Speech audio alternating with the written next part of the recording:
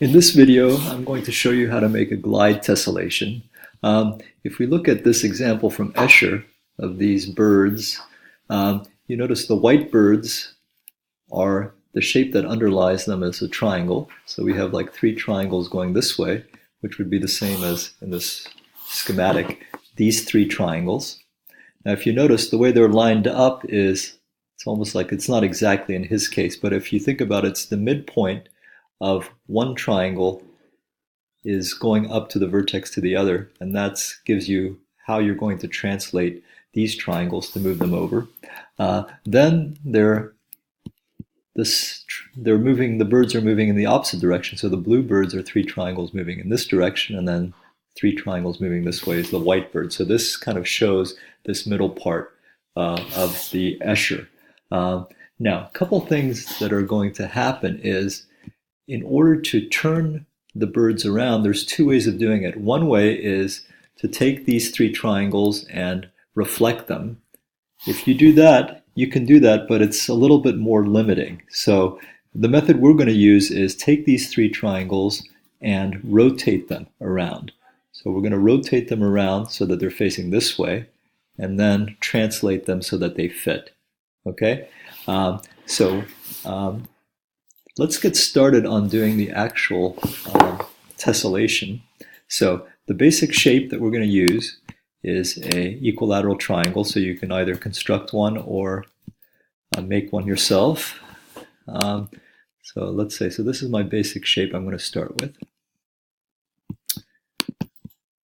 Now, what we're going to do with this is, the first thing we need to notice is that if you look at this side of the triangle, I've marked it with a red arrow.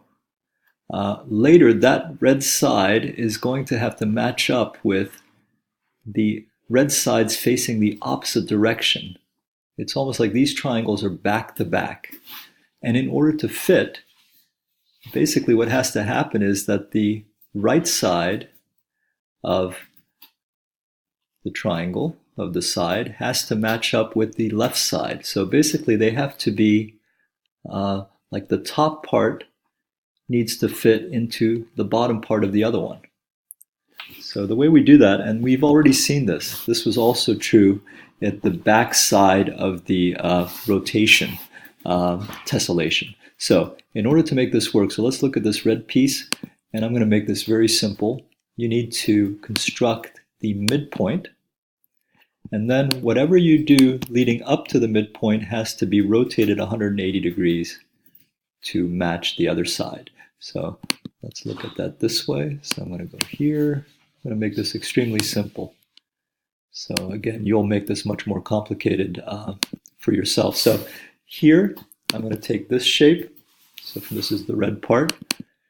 I'm going to go ahead and highlight that and rotate this 180 degrees. Okay? So basically, this is going to then fit into it when it's facing this way. Okay. The next piece is we're going to do the same thing with the green side. So again, I need to take the midpoint of this. So I'm going to go ahead and construct, oops, something not selected. So construct the midpoint. Okay. And I'm going to go ahead and, let's say I'm going to go here, just make it slightly different so we could see it. And again, to show that this is the green side, I'm going to go ahead and change these colors to green. So this is going to be the green. And again, same logic. So I want to take this and rotate it around here so that bottom becomes the top. Okay. I think I'm missing this piece. No. Okay, so I'm going to then make this the center of rotation, double click, and then transform, rotate that. And now it doesn't line up very well, so what I'm going to do actually is move this in the opposite direction. Okay. All right, so here we go. Okay, so now I've taken care of this side and this side. Now where it gets complicated is lining up this section here. If you notice, like this bird, for example, if it's the blue bird, the back of the blue bird, like here, has to line up to one white bird, half of a white bird, and the other half of the white bird. Okay? So in this part, it gets a little confusing. So you have to have this right part of, if we think of it as the white bird, the right part of the white bird has to match up with the side of the blue bird. So to do that, we're actually going to have to split this into this midpoint, split this. So let's go ahead and mark this midpoint. So we're going to have to make sure that this works in the same way as the entire long segment here, so that it can match up and line up this way. Okay, so what we're going to have to do is actually create a new segment here, from here to here. And that segment, we're going to have to find the midpoint of that. Okay? And whatever's going to happen on this side is then going to have to be rotated 180 degrees here. So let's go ahead. So this is where it's still in the green one. So I'm just going to do very simple, from here to here, from here to here. And then double click on this and rotate this part.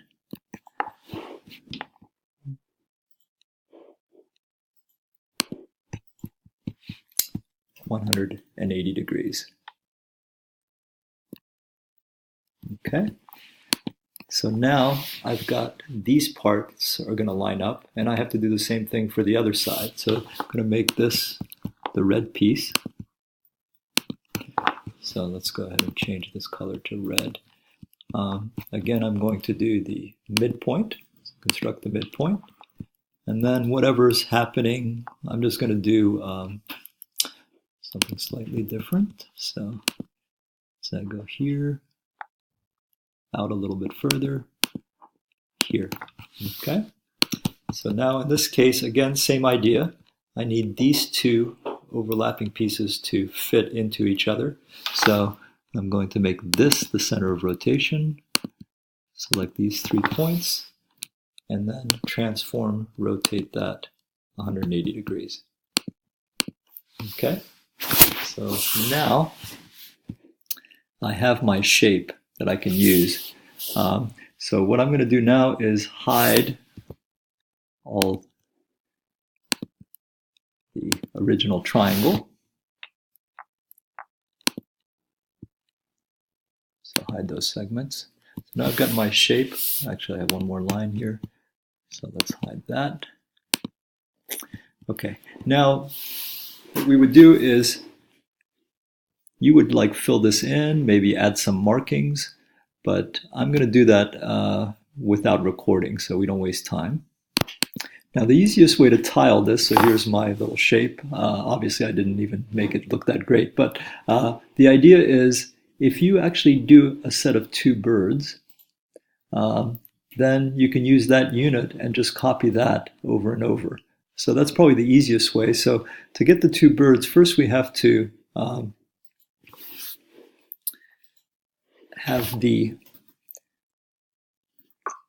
we need to go rotate this bird 180 degrees. So I'm going to do that real quick. So transform, I used rotate. Okay. And now what I need to do is move that down here. So this is the original triangle. So I'm going to go ahead and click on this and here, and mark that as my vector. And if you notice, I didn't even have to unselect this to mark the vector. So now I can translate that. And that's now fitting. Now I have basically like a white bird and a blue bird. I have a pair here. So I can translate that. Now what I want to do is I want to hide this one. I don't want to delete it because then this is being used to create this. So I just want to hide that. That was Command H is the shortcut. Command H again. Okay, so now I'm going to go ahead and change the color of this one. This is going very long already, 10 minutes. So now to tile it further, I would need to, I'm going from my original place to here. Let's say I'm going to move up a little bit. So from here, let's go down actually. So from here to here, a little check. So here to here, that's going to be my vector. Mark that vector. And then I'm going to move the whole thing down. So I'm going to translate all of this. So that'll fit. Let me do it one more time. Okay. And then to go across, I need to go from,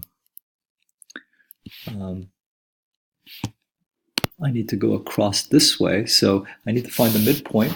So the midpoint is here of this side and going to the sort of beak, if you want, of the bird on the other side. So I'm going to make that my vector and then highlight the whole thing and then translate that.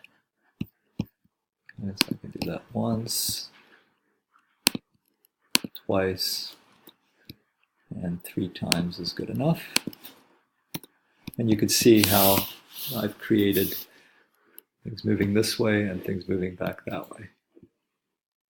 Okay, so that's the idea behind this. Obviously, this is a very simple one, but you can make something much more interesting.